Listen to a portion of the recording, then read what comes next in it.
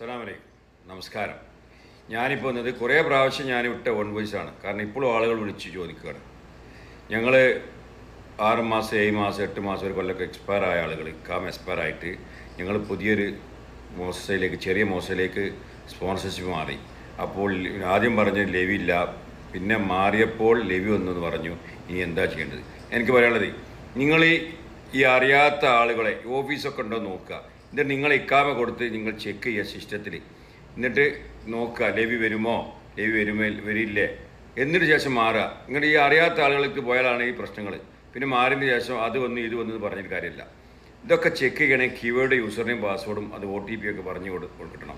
എന്നാലത് check ചെയ്യാൻ പറ്റുക. അല്ലാതെ നിങ്ങളെ ആ ഉള്ള സ്പോൺസർ, ഇനി സ്ത്രീ ആയിക്കോട്ടെ പുരുഷനായിക്കോട്ടെ, അവരുടെ പേരിലാണെങ്കിൽ ആ ജോലിയുള്ള ആളാണെങ്കിൽ, ആ ഉള്ള ആൾ ജോലിയുള്ള ആളാണെങ്കിൽ നിങ്ങൾക്ക് ലെവി എന്തായാലും വരും, ചെറിയ മോശമായാലും ശരി.